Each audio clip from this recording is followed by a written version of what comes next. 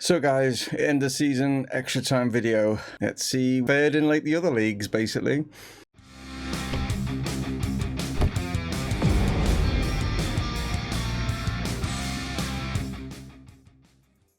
Hello guys and welcome to Dreaming is Possible here with Chesterfield, and yes, it's the extra time one where we do the end of season stuff. I'm also going to do like a little bit of a closer look, you know, at your individual players, you know, the people that do watch that have got players in the game and stuff like that. So I'm going to go through your players as well, just to, even if you're not at the club still, I'm going to see where you're at, what's going on, stuff like that. So this is what this is. So if you are expecting some gameplay and, you know, new to the channel and stuff like that, there's not going to be any gameplay in today's video.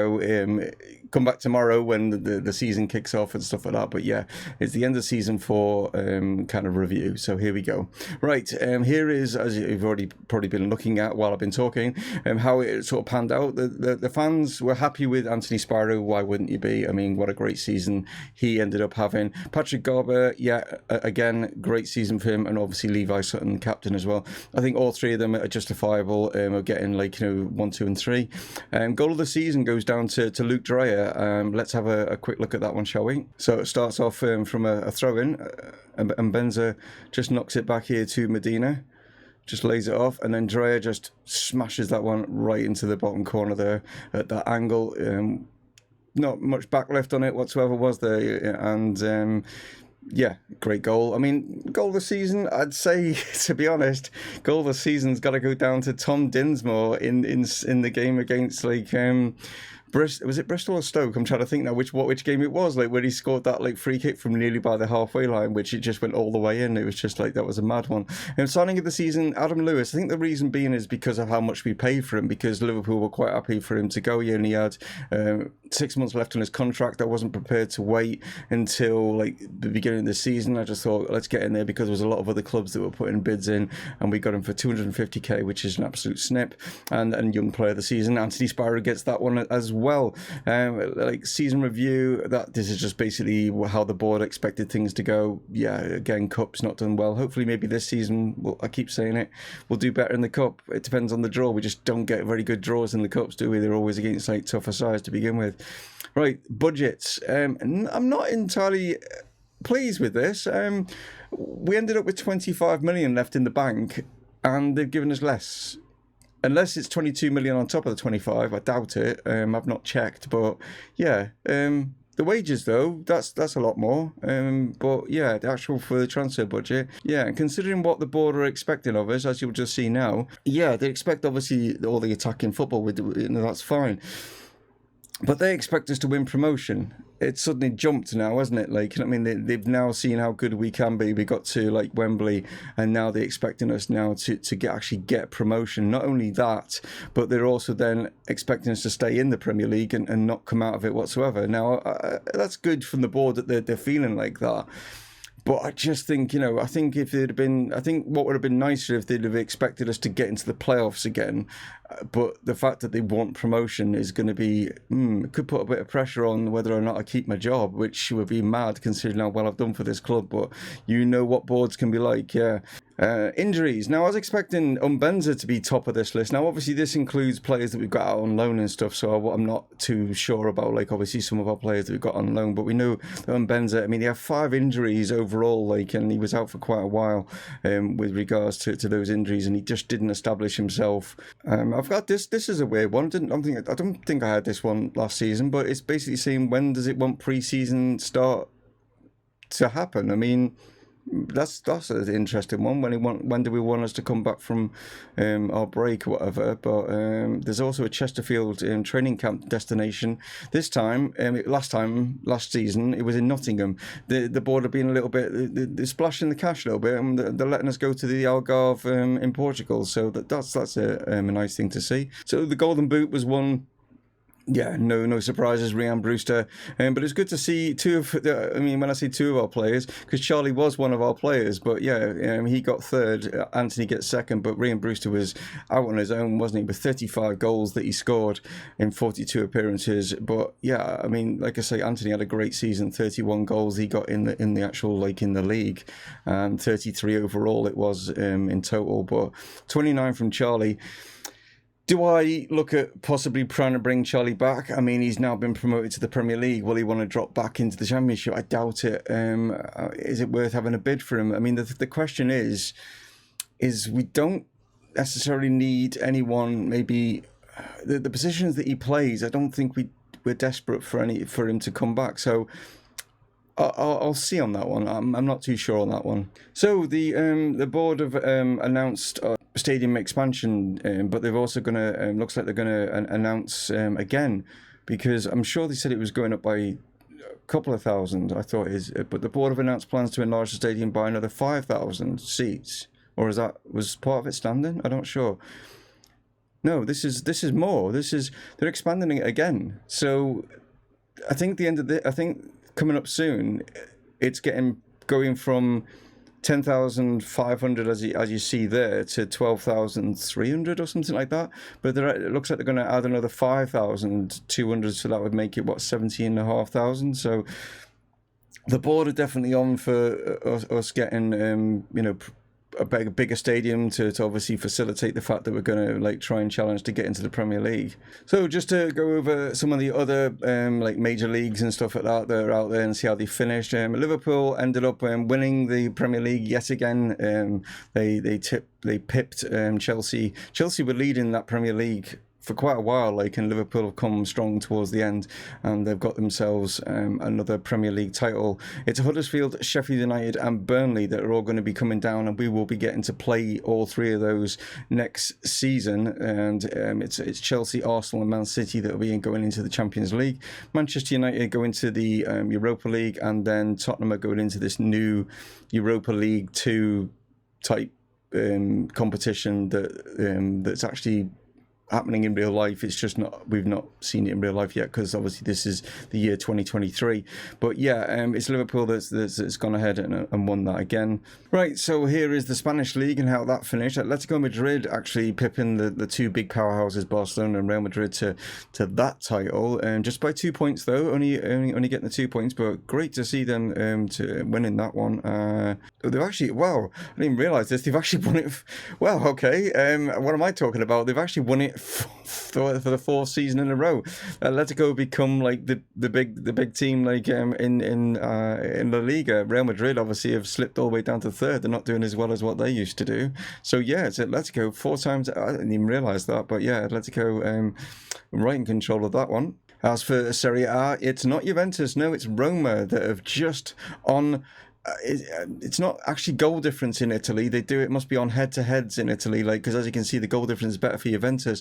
I bet they're wishing that it was done on goal difference. But yeah, because they both finished on 89 points, but it's actually Roma that actually have won. Let's see if they've. No, it's been Juventus for years. And the Roma have now suddenly stopped the Juventus juggernaut going there. Germany also a bit of a shock. Bayer Leverkusen winning in Germany, and are they? Yeah, that it's been Bayern for forever and a day, you know what I mean. But yeah, Bayer Leverkusen coming through and stopping Bayern there. So things are changing in Europe. Things are changing. But in France, it is PSG still. No, it's PSG that are still the dominant force, as you can see. Only lost one game in the season, so no one's able to just push PSG off the top just yet. The money is still obviously strong there. Let's have a look now at the cup competitions. So the Carabao Cup was won by Manchester City in an all-Manchester derby. Going to extra time, that one did, but it was Man City that were the winners in that one. As for the FA Cup, it's a double for Liverpool. They won the Premier League and they've won the FA Cup as well. Against West Ham. We played them against West Ham. Oh God, when did we play West Ham? I'm trying to think now myself. When we played them, all the way back in 2005-06 season. That's when we last played them. But yeah, we beat West Ham again, so they won't be happy, will they? So the Europa League was won by Arsenal, beating Milan in the final. So that will book them a spot in the Champions League for next season. So it's good for them to have done that. And the Champions League was won by Inter. Wow, okay. Beating Manchester City on penalties in the end. So Man City, don't think they've won it yet. Have they still not won? No, Man City have still not won the Champions League. Sorry, that's me just being a little sort of Just having a bit of a dig at Man City fans and stuff like that. But yeah, Inter, the last time they won it was with the Jose back in 2009, 2010. But they've done it. Who's in charge at Inter? Pep. Whoa, that's oh my word. Talk about a massive dig at Man City. Pep is no longer at Man City, and he's gone to Inter and won it with them, but not when he was with Man City. Oh my God, that's even more of a dig in the ribs, isn't it? Like, Jesus, man. But let's go into your individual players now, and we'll do a rundown. Oh, sorry, hitting the mic. Sorry for headphone wearers. But yeah, what we'll do is we'll go into your individual players and have a look at those and see how you've progressed or how you've not progressed, and whether you're still at the club or not. Well, you obviously know you're not at the club, but see how you're doing at your new clubs and stuff like that. So let's go into that. So first up is Richard Wyatt. He's going to be the first player that we can have an in-depth look at, and as you can see here, Richard, some of your stats and how they've changed and stuff, and as you can see, a little bit of a blip there, but you suddenly still progressing, still being better and better each season. As you can see, now you've become an actual star player at the club. You've nailed down that right back spot. You're 21 years of age now, and looking good. Probably going to want a better wage as well, I would have thought, because some of our players are on a lot higher wage. So I'm sure you're going to get your agent to be knocking on our door and saying you want a better wage and stuff. But yeah, good season all round. 37 appearances, no goals, but 10 assists. Not expecting you to score. That's not what you're in the squad to do. But the assist is decent with 10. Looking good, Richard. Now it's Patrick Garber, another star player. Yes, Patrick, you're 22 years of age. And you're a star player also as well. Great season from you, looking better and better. You're into the actual United States full squad now. You're not in the under 21s or under 20s or whatever it is for United States. But yeah, really good solid season. And what's great to also see is the amount of goals and stuff that you got was 10 overall, and you also got 10 assists as well. I probably looked at Richard's a little bit wrong, so I was probably just looking at the actual championship, so I do apologise, Richard, for that, but you will have seen it on yours anyway, won't you? But 31 appearances, 6 off the bench, but a really, really good turnaround, and getting his double figures for the goals is great to see. And as you can see, sort of up and downy with the sort of the stats, as you can see, just through training and stuff. A little bit leveled out just in the last month or so, but as you can see, a steady progression, looking pretty decent. We move on to Jeff Davies, looking to maybe get some more game time, in the upcoming season. You're not too far off, actually, if you look over here, it's basically saying that you are actually slightly better now than Remy Matthews. So, but you are 20, so it's I've just literally given you a brand new contract. Your agent came to us. You were quite happy to be on $2,000 a week. That's nothing to do with me. It's to do with your agent. Speak to him. But yeah, it's saying that you are a fringe player, but to be honest, you're not. You're more of a rotation. Now, with your new contract, what I don't know if it'll say it on here. I was trying to find out where it said it, but yeah, this is what you're happy with, being as a cup goalkeeper. So that's what you're down as for this season. But it doesn't stop you, obviously, getting more sort of game time and stuff. You did get a couple of appearances in the championship as well. I conceded 3 goals, but I'm not going to hold that against you at all. You did make 5 appearances overall in all competitions and conceded 14. That you could argue the fact that maybe you were just playing in front of, or behind, I should say, lesser defenders, and maybe that's the issue. But yeah, I'm hoping that you kick on a little bit more, give you some more game time. I'm not looking to send you out on loan or anything like that. We've got Rodolfo going to be coming back from loan, and he's going to be challenging as well, also for a spot. So yeah, we've got some decent goalkeepers at the club. And then we move on to Tim Woods. Yeah, been out on loan now. Tim, I'm sorry, it wasn't to do with me. That was when it was all the Terry Butchers. I went on holiday and he sent you out on loan. So you've been out on loan at Portsmouth. So if you're wondering why you've not been getting the game time, that is the reason behind it. But you're looking decent. Again, it's a steady progression. Could be better. Need to maybe kick on. Do I keep you at the club? Do I send you out on loan again? It's going to be hard to regular game time because Levi Sutton and Dreyer have formed such a great partnership in that midfield. Okay, now we move on to Rodolfo, who's been out on loan at Salford and had a pretty decent decent season, I should say, with Salford. He had 33 in all competitions, 40 appearances, only 50 conceded in the 40 games, which is pretty decent, really, considering. I mean, you could say like it's more, it's more than one a game, but yeah, that's not too bad, to be honest. I'm not too bothered. A little bit all over the place, a little bit of a burst there, then it sort of leveled out, and then a little bit more of a burst again, like sort of thing towards the end. As you can see here, you are probably third choice at the club, so maybe another loan deal will boost you, maybe a better like standard of club, maybe like loan you out like to a better standard of club, and that can they can just push you to that next level. And now it's Jake Lau. Yes, Montreal Jake is also out on loan at Wigan. Had sort of a balanced out sort of like sort of like stat you can see on the graph here. 30 appearances for Wigan, and yeah, I mean. Nothing really to write home about at the moment with you, Jake. You know what I mean? I think there was definitely early potential, but it just seems to have petered out a little bit. If you want to really, you've got to like really push on a lot to like get anywhere near where like Matt Clark, Ty Fleming are. Like, you know what I mean? You've really got to like push on. Like, you know what I mean? So I think another loan season is going to be probably like in the order of the day for you. And now we move to Harry Marsden. Harry, also another player out on loan at Port Vale. Had a bit of a big jump there. Then it sort of like leveled out. Not sure whether that was when the loan was. I'm not entirely that was 20. No, that was last season, I think. I'm not sure, and why you got that suddenly like that big jump. But you're not too far off now, like like that left back spot. Like, so yeah, I mean, I might actually consider, at 20, possibly keep you at the club. Maybe only do a 6-month loan for you. Maybe do that, something like that. And maybe you can then like challenge and get like yourself like some more game time at that left back spot. Now it's Tomo. Tomo, you've been out on loan at Cambridge, which is kind of ironic, isn't it? Like, when the FIFA career, and you've actually been out on loan at Cambridge. A little bit all over the place, like with regards to like your sort of graph and stuff.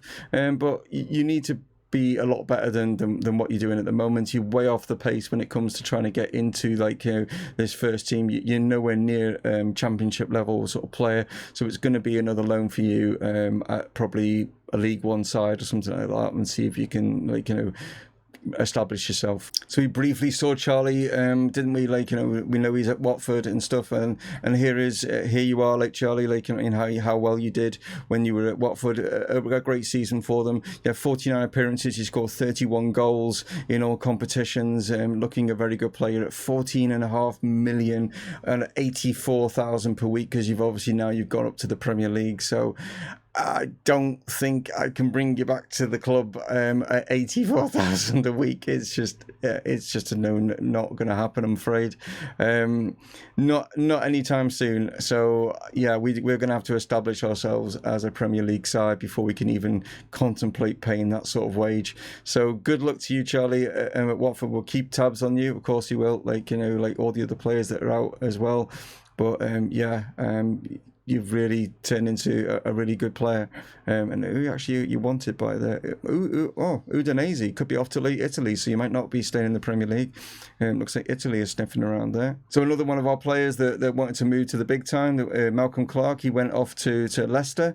Not as doing as well maybe as Charlie, as you can see. Only valued at 2.2 million, a reasonable wage, something we can afford. Didn't get that much game time from moving to Leicester, so you thought it was your big dream and stuff like that, and only got 4 games. That's all you got when you moved to Leicester. So maybe you should have stayed, maybe you should have, but hey, at the end of the day, you're in the Premier League and we're not. We're still in the Championship, so who knows, you might have a better season this season. So Harry Sutton, yes, the player that I really wanted to try and get sorted, but the game wouldn't let us have a work permit for you, so you moved back to the United States, playing for Nashville and doing really well out there. You valued around about 3.3 mil. You got a decent enough wage, like, you know what I mean? And yeah, you look at it, you you could quite easily partner Matt Clark at centre-back, and I will try and sign you at some point to get you at this club. I don't know when that would be. Maybe, I don't know, maybe you need to... I mean, you've managed to get 11 caps for your national side now. Whether that has a bearing on it, because you're now getting caps for your national side, maybe that's why you'll get work permit or something. I will get my scouts looking at you again, and maybe be able to bring you back to the club. Like, you know, because when I say bring you back, you didn't actually even play for us. Like, you know, we weren't able to play. You know, you weren't able to play even though you were our player.